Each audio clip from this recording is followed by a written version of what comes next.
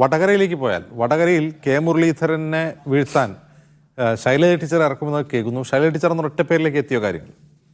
ആ വടകരയിലും ഒറ്റപ്പേരിലേക്ക് തന്നെ CPM-ന്റെ ജില്ലാ സെക്രട്ടേറിയറ്റ് എത്തിച്ചേർന്നിരുന്നു. നേരത്തെ കെ ശൈലജ ടീച്ചറിന്റെ പേര് കണ്ണൂരും വടകരയുമൊക്കെ പരിഗണിച്ചിരുന്ന ഒരു ഘട്ടത്തിൽ പ്രദീപ് കുമാറിന്റെ പേര് കൂടി പരിഗണിച്ചിരുന്നെങ്കിലും ജില്ലാ സെക്രട്ടേറിയറ്റിന്റെ യോഗത്തിന് ശേഷം കെ ശൈലജ ടീച്ചർ എന്നൊരു ധാരണയിലേക്ക് എത്തിച്ചേർന്നിട്ടുണ്ട്. പ്രധാനമായും ഈ കോഴിക്കോട് എന്ന് പറയും പോലെ തന്നെയാണ് വടകര, തലശ്ശേരിയും കൂത്തുപറമ്പ് ഉൾപ്പെടെയുള്ള പിന്നെ ഏറ്റവും CPM-ന്റെ കണ്ണൂർ ജില്ലയിലെ ശക്തി കേന്ദ്രങ്ങളും കോഴിക്കോട്ടത്തെ നാദാപുരം, വടകര, കുറ്റ്യാടി തുടങ്ങിയ കൊയിലാണ്ടി തുടങ്ങിയ CPM-ന് ഏറ്റവും കൂടുതൽ വോട്ടുകൾ ലഭിക്കുന്ന സ്ഥലങ്ങൾ കേന്ദ്രീകരിച്ചാണ്. അവിടെ വടകര എന്ന് പറയുന്ന AK രമയുടെ സീറ്റ് മാത്രം, അതും നമുക്കറിയാം അതിൽ തന്നെ ഒരു CPM ആധിപത്യം ഉള്ളതാണ്. അതേസമയം ആ ഒരു TP കേസുമായി ബന്ധപ്പെട്ടും ഒക്കെ വരുന്ന ഒരു വികാരം ഒക്കെ തന്നെയാണ് KK രമയുടെ വിജയത്തിലേക്ക് നയിച്ചതെന്ന് പറയാം. കോൺഗ്രസിൻ്റെ അല്ലെങ്കിൽ UDF-ന്റെ ഒരു വോട്ടിംഗ് ആണെന്ന് നമുക്ക് പറയാൻ പറ്റില്ല.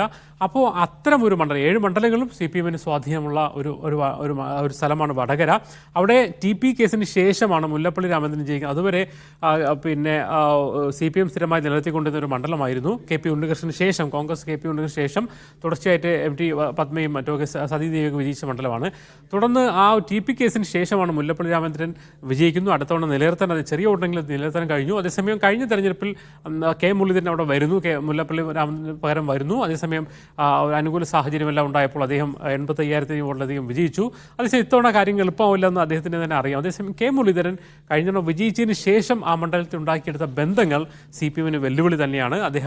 കൃത്യമായി തന്നെ അദ്ദേഹം തിരുവനന്തപുരത്താണ് അദ്ദേഹം വീടെങ്കിലും കൃത്യമായി തന്നെ 2-3 ദിവസങ്ങളിൽ എല്ലാ ഈ ലോക്സഭാ മണ്ഡലത്തിൻ്റെ ഭാഗമായ എല്ലാ നിയമസഭാ മണ്ഡലങ്ങളിലും കൃത്യമായ പരിപാടികളിൽ പങ്കെടുക്കുകയും ആ അർത്ഥത്തിൽ രാഷ്ട്രീയതരമായ ഒരു ബന്ധം കൃത്യമായി തന്നെ K മുരളീധരൻ സൂക്ഷിച്ചിട്ടുണ്ട്. അതുകൊണ്ട് തന്നെയാണ് ഒരു ശക്തനായ എതിരാളി തന്നെ വേണമെന്നൊരു തീരുമാനത്തിലേക്ക് CPM എത്തിച്ചേർന്നത്. അങ്ങനെയാണ് KK ശൈലജ ടീച്ചർ എന്ന വ്യക്തിയിലേക്ക് എത്തി.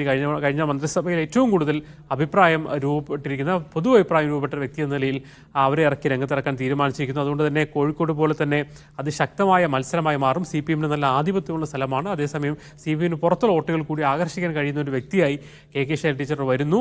ആദ്യം വന്നതുപോലെയല്ല K മുരളീധരൻ. അവിടെ കൃത്യമായ ഒരു MP എന്ന നിലയിൽ ഇടയ്ക്കിടയ്ക്ക് ഒരുപക്ഷെ നേതൃത്വവുമായി അഭിപ്രായ വ്യത്യാസം ഉണ്ടെന്ന് പറയുമ്പോൾ പോലും മത്സരിക്കുമോ മത്സരിക്കില്ല എന്നൊരു അഭിപ്രായങ്ങൾ പലതവണ അദ്ദേഹം പരസ്യമായി പറഞ്ഞിട്ടുണ്ട്. അതേസമയം അദ്ദേഹം നിലനിർത്താൻ ഉദ്ദേശിച്ചുകൊണ്ട് തന്നെ കൃത്യമായ മണ്ഡലത്തിൽ പണിയെടുത്തിട്ടുണ്ട് എന്ന് നമുക്ക് ഒരുപക്ഷെ പരിശോധിച്ചാൽ അറിയാൻ കഴിയും. അതുകൊണ്ട് തന്നെ ഏറ്റവും വാശിയേറിയ മത്സരങ്ങൾ ഒന്നായി വടകര മാറുമെന്ന് ഉറപ്പ്. ശരി.